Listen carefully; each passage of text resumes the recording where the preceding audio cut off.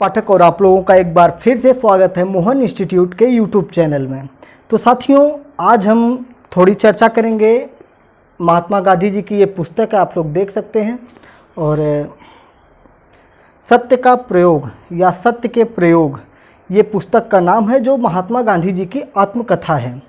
तो साथियों, हम लोग इस आत्मकथा को पार्ट वाइज में मैं एक प्लेलिस्ट तैयार कर दूंगा, जिस प्लेलिस्ट में आप जाकर सीरियल वाइज में आप देख सकते हैं, इसको सुन सकते हैं। और इस पुस्तक को आपको पढ़ने की भी ज़रूरत नहीं होगी, क्योंकि हम इसको पूरा विस्तार पूर्वक कंप्लीट करने की कोशिश करेंगे।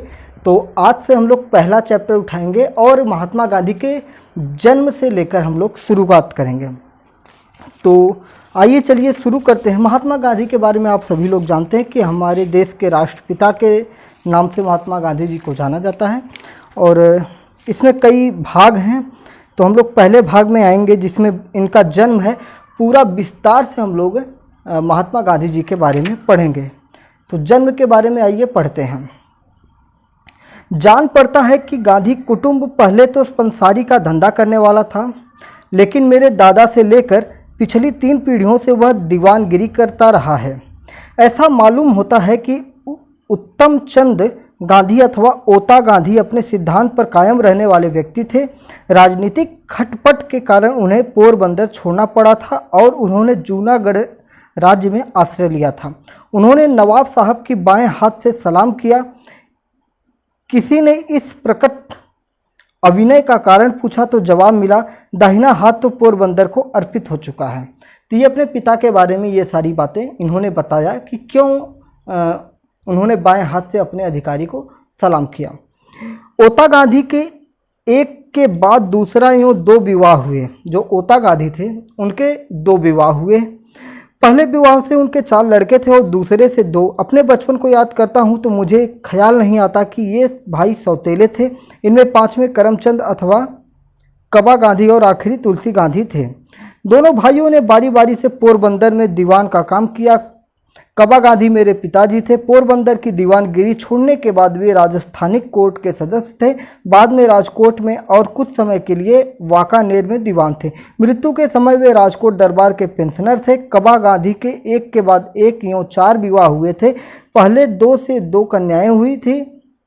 अंतिम पत्नी पुतली बाई से 1 कन्या और 3 पुत्र थे। उनमें अंतिम मैं हूँ। मतलब उनके कई विवाह हुए थे और मतलब 4 विवाह हुए थे और उनमें से एक अंतिम जो थी पुतली बाई थी। और पुतली बाई के जो आखिरी पुत्र थे वही थे महात्मा गांधी। क्या रोचक कथा है।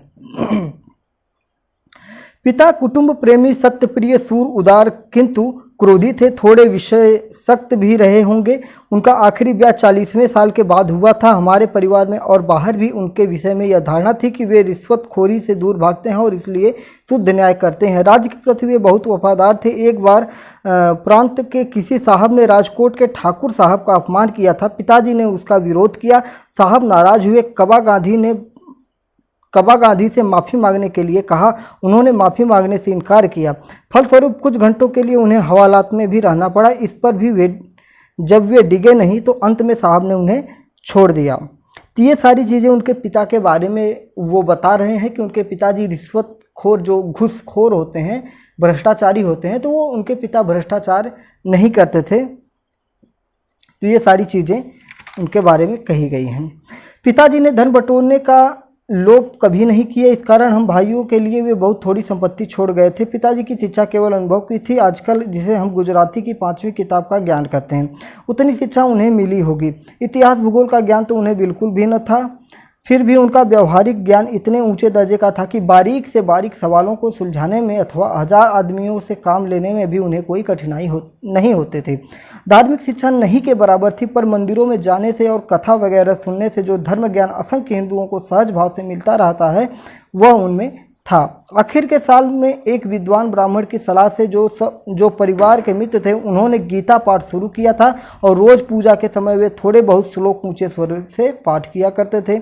मेरे मन पर यह छाप रही है कि माता साध्वी स्त्री थी। वे बहुत श्रद्धालु थी, बिना पूजा पाठ के कभी।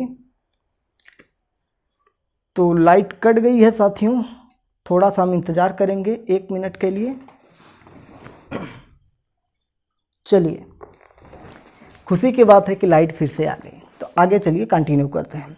मेरे मन पर यह छाप रही है कि माता साध्वी थी, वे बहुत श्रद्धालु थी, बिना पूजा पाठ के कभी भोजन न करती, हमेशा हवेली यानी वैष्णव मंदिर जाती। सब जब से मैंने होश संभाला तब से मुझे याद नहीं पड़ता कि उन्होंने कभी चातुर्मास का व्रत तोड़ा हो।